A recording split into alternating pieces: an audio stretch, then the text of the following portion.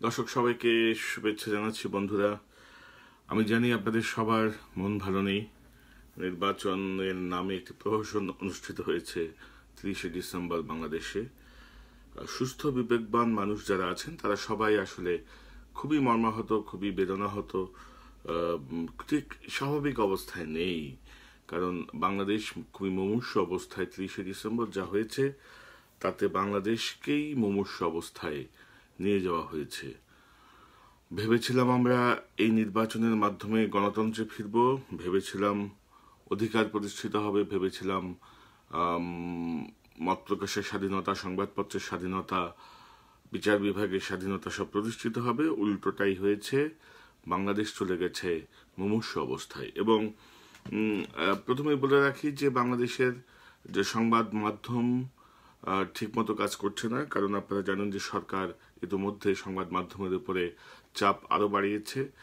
যেমন ভোটের দিন সারাদিনই যমুনা টেলিভিশন অলমোস্ট ব্ল্যাকআউট ছিল, কারণ এটি সেই পুরান পদ্ধতি। 21শে টেলিভিশনে আমরা যখন কাজ করতাম এটি অনেকবার হয়েছে।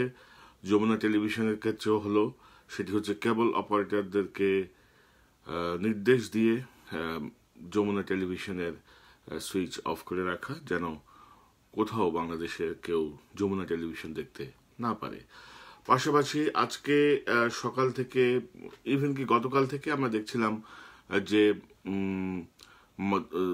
দৈনিক মানব জমিনের অনলাইন পাতা বন্ধ, আবার দেখলাম কিছুক্ষণ খুললো, আবারও সেটি বন্ধ হয়ে গেছে এবং সম্ভবত কিছুক্ষণ আগে আবার দেখতে পাচ্ছি। তো সব মিলিয়ে যা হয় আর কি, ধরুন সবকিছু চাপা দেওয়ার জন্য, এক ধরনের চাপ সৃষ্টি করার জন্য।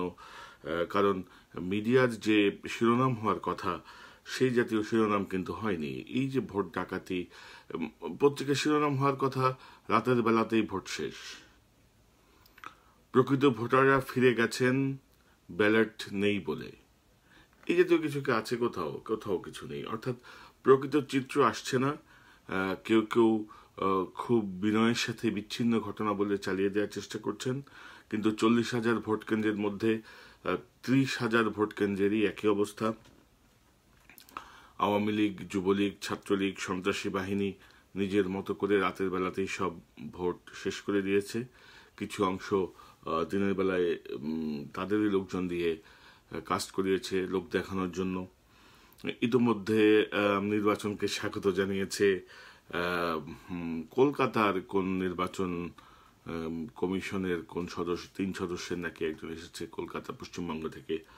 তারা বলেছে খুব শান্তিপূর্ণ সন্তোষ প্রকাশ করেছে।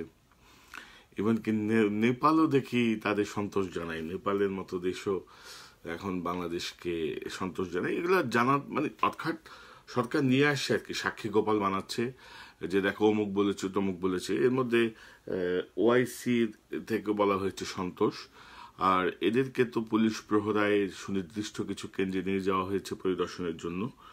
তো এবং এই কিছু পরে দেখলাম যে ভারতের প্রধানমন্ত্রীও শুভেচ্ছা জানিয়েছেন শেখ হাসিনাকে।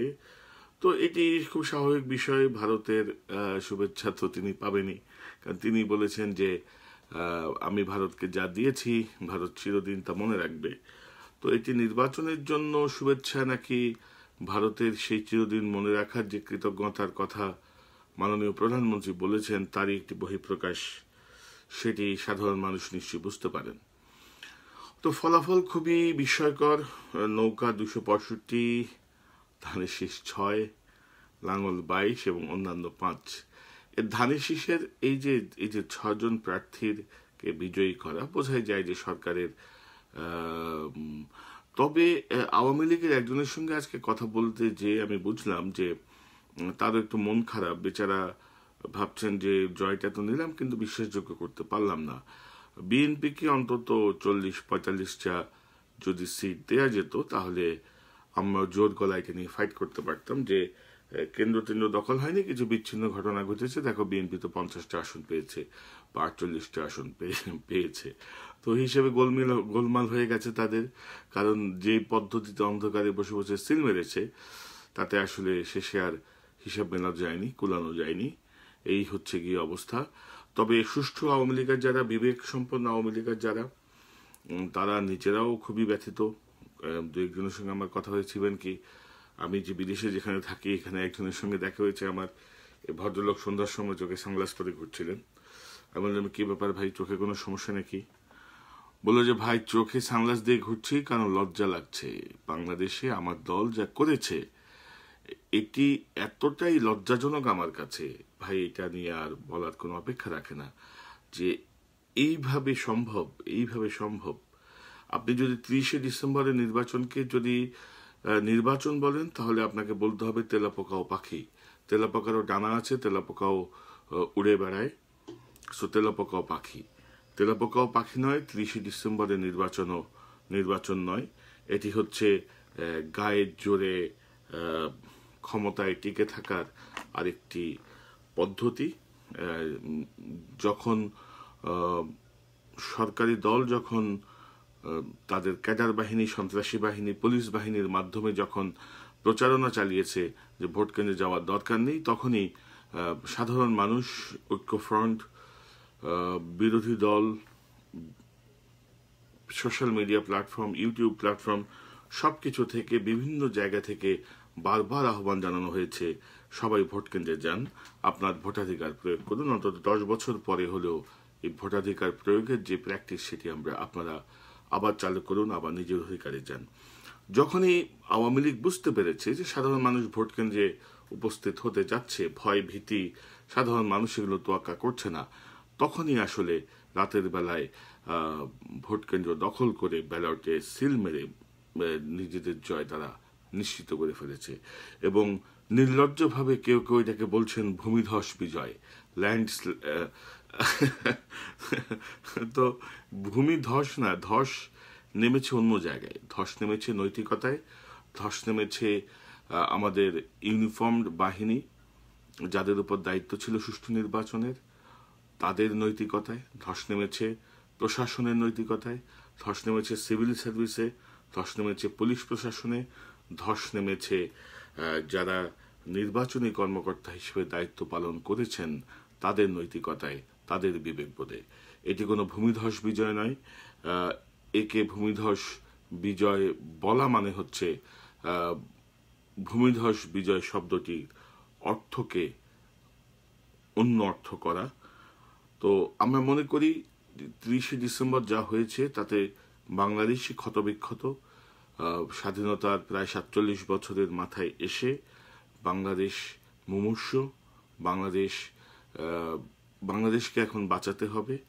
বাংলাদেশকে বাঁচানোর জন্য সাধারণ মানুষকে প্রতিরোধ গড়ে তুলতে হবে, সেটি হচ্ছে অক্সিজেন। সাধারণ মানুষকে প্রতিবাদ করতে হবে, সেটি হচ্ছে গিয়ে রক্ত। সাধারণ মানুষকে রাজপথে নেমে আসতে হবে, পুনর্নির্বাচনের দাবিতে নেমে আসতে হবে, নিজের ভোটাধিকার প্রতিষ্ঠার দাবিতে নেমে আসতে হবে। এগুলো হচ্ছে ওষুধ এবং পথ্য।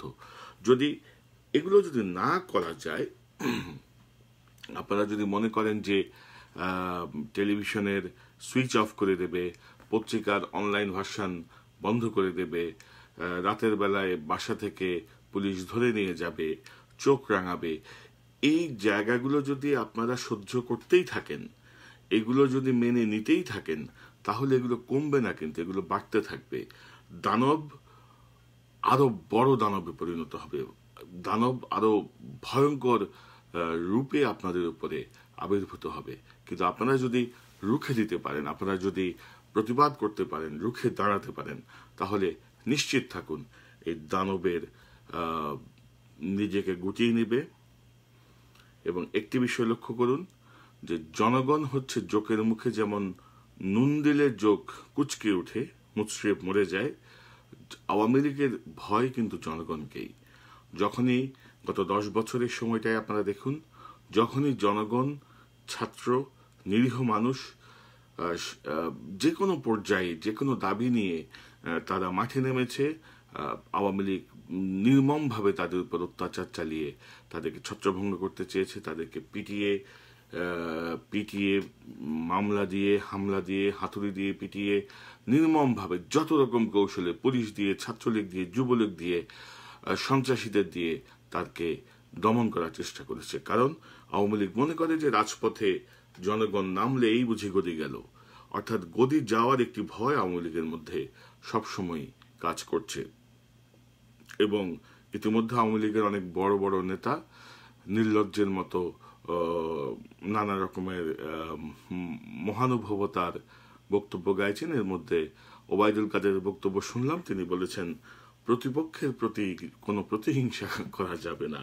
তো ভোটের আগ পর্যন্ত যা হয়েছে, এবং ব্যক্তিগতভাবে ওবায়দুল কাদের নোয়াখালীতে যে ত্রাসের রাজত্ব কায়েম করেছেন ওবায়দুল কাদের এবং তার ভাই সহ 14 গোষ্ঠী মিলে, এটি নোয়াখালীর মানুষ নিশ্চয়ই মনে রাখবেন যে কত বড় ফ্রাঙ্কেস্টাইন তারা গড়ে তুলেছেন নেতার নামে।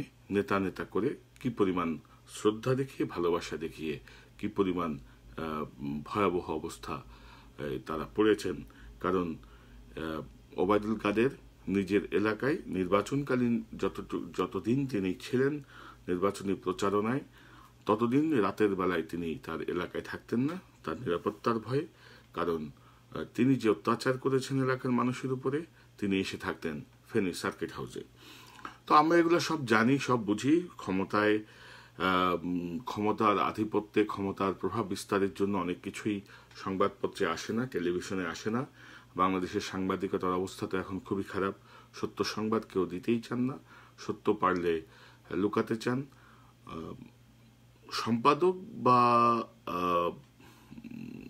সম্পাদক বা প্রকাশক পর্যন্ত যাওয়ার আগেই অনেক সাংবাদিকই সেলফ সেন্সরশিপের দ্বারা আক্রান্ত। তারা নিজেরাই ভয় পান যে এই লিখব, যদি সম্পাদক ছেড়ে দেয় তো চাপ তো আমার উপরে আসবে, না থাক লিখলাম না। তো এই যে প্রবণতা শুরু হয়েছে, এটি বাংলাদেশকে আরো ক্ষতিগ্রস্ততার দিকে নিয়ে যাচ্ছে, আরো ভয়াবহ অবস্থার দিকে নিয়ে যাচ্ছে। পাশাপাশি আরেকটি বিষয় বলতে চাই, সেটি হচ্ছে নির্বাচনে সেনাবাহিনীর অংশগ্রহণ নিয়ে অনেকেই বিরূপ মন্তব্য করছেন। দয়া করে আমি অনুরোধ করব, সেনাবাহিনীকে বিতর্কের বাইরে রাখুন। আপনাদের অনেকের স্মৃতিতে আছে 1/11-এর সময় সেনাবাহিনীর যে ভূমিকা, সে ভূমিকা। তো সেই সময়ের সেনাবাহিনীর মাঠে আসা দুঃখিত, সে সময়ের সেনাবাহিনীর মাঠে আসা এবং এবারের মাঠে আসার মধ্যে রয়েছে অনেক পার্থক্য। সে সময় তারা যে কমান্ডের মধ্য দিয়ে বা যে কারণে মাঠে এসেছিলেন, তখন তাদের যে ভূমিকা থাকার কথা ছিল, এবারের ভূমিকা ছিল সম্পূর্ণ বিপরীত। কারণ হচ্ছে এবার তারা ছিলেন সিভিল অ্যাডমিনিস্ট্রেশনের আন্ডারে, রিটার্নিং অফিসার এবং নির্বাহী ম্যাজিস্ট্রেটদের আন্ডারে। আর আপনারা জানেন যে রিটার্নিং অফিসার এবং ম্যাজিস্ট্রেটরা হচ্ছেন সরকারের বশংবদ পোষ্য। তাদের নিজস্ব কোনো আদর্শ নেই। তারা হচ্ছে পাবলিক সার্ভেন্ট। তারা সরকারের দাসে পরিণত হয়েছে। তারা সরকারের পা চাটাতেই ব্যস্ত ছিল, যার ফলে তাদের কাছে কমপ্লেন করেও কোনো সুফল পাওয়া যায়নি। সেনাবাহিনী মাঠে নামলে জনগণের যে সুফল হবে, জনগণ যে প্রত্যাশা করেছিল তাদের পূর্ব অভিজ্ঞতা থেকে, বিশেষ করে 1/11-এর সময় মাঠে তাদের উপস্থিতিতে যেভাবে সন্ত্রাসীরা পালিয়ে গেছে, সন্ত্রাসীরা যেভাবে পিচ টান দিয়েছে, এবার তেমনটি হয়নি। কারণ সেনাবাহিনীকে সেভাবে রিটার্নিং অফিসার বা নির্বাহী ম্যাজিস্ট্রেটরা কোনো আদেশ প্রদান করেননি যে তারা মাঠে নেমে তাদের কার্যকর ভূমিকায় অবতীর্ণ হবেন। তো সেনাবাহিনীকে দোষারোপ করার কিছু নেই। দোষারোপের সবকিছুই হচ্ছে দোষারোপের কিছু নেই, এগুলো হচ্ছে সবই পরিকল্পনার অংশ সরকারের। তো আপনারা যদি মনে করেন যে আপনারা আরো ধ্বংসের দিকে যাবেন, আরো ক্ষতিগ্রস্ততায় পড়বেন, তাহলে আপনারা বসে থাকুন ঘরে, হিন্দি সিনেমা দেখুন, ইন্টারনেটে বসে বসে চ্যাট করুন, ফেসবুক ঘাটুন। আর বাংলাদেশ ক্রমশই ধ্বংসের দিকে, আরো ধ্বংসের দিকেই এগিয়ে যাবে। ইতিমধ্যে এবার যদি তারা টিকে যায়, এই নির্বাচন যদি টিকে যায়, তাহলে আপনি বুঝতে পারেন যে বাংলাদেশ মুক্তিযুদ্ধের পরপরই 1972-73 সালে হেনরি কিসিঞ্জার যে মন্তব্য করেছিলেন যে বাংলাদেশ হচ্ছে একটি তলাবিহীন ঝুড়ি, বাংলাদেশের অর্থনীতি গত 47 বছরে যতটুকু এগিয়ে এসেছে প্রতিটা সরকারের সম্মিলিত অংশগ্রহণে এবং চেষ্টায়, সেই বাংলাদেশ আবারও তলাবিহীন ঝুড়িতে পরিণত হবে। কারণ ইতিমধ্যে কিছু হিসেবে দেখানো হয়েছে মাত্র 10 বছরে তারা 22,000 কোটি টাকারও বেশি অর্থ লোপাট করেছে। অধিকাংশ ব্যাংকেরই এখন কোনো ফান্ড নেই। তো সব মিলিয়ে যে অবস্থা, সে অবস্থায় 30শে ডিসেম্বরের এই নির্বাচনে যাদের মন খারাপ, আমি বলবো মন খারাপকে শক্তিতে পরিণত করুন, বাংলাদেশকে বাঁচান। মুমূর্ষ বাংলাদেশকে বাঁচাতে হলে তৎপর হতে হবে সবাইকে। আর আমাদের এই প্রচেষ্টা অব্যাহত থাকবে। বাংলাদেশের মিডিয়ার যে অবস্থা, তাতে আমরা চেষ্টা করব, আমি চেষ্টা করব যখন যে সংবাদ পাই বা নিজের মতো করে নিজে যতটুকু বুঝি ততটুকু আপনাদের সঙ্গে শেয়ার করার জন্য। এটি কোনো জ্ঞান বিতরণ নয়, বা এটি কোনো শিক্ষামূলক কোনো অনুষ্ঠান নয়, বা শিক্ষামূলক কোনো প্রচেষ্টাও নয়। এটি হচ্ছে আমার অনুভূতি আপনাদের সঙ্গে শেয়ার করা। আমার কাছে যে তথ্য আসছে বা যে বিশ্লেষণগুলো আমি পাচ্ছি বা যে বিশ্লেষণগুলো আমার নিজের মনে হচ্ছে, সে বিশ্লেষণগুলো আপনাদের সঙ্গে শেয়ার করা। তো আমি দেখছি যে আমার ফেসবুক বন্ধুরা, আমার ইউটিউবের বন্ধুরা এই বিষয়গুলোকে ইতিবাচকভাবে গ্রহণ করেছেন।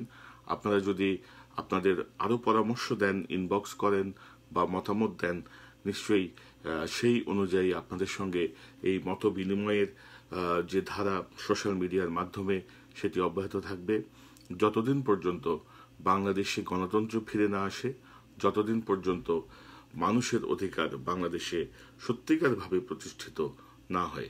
দর্শক, ভালো থাকুন, আবারও দেখা হবে। সবাইকে অসংখ্য ধন্যবাদ।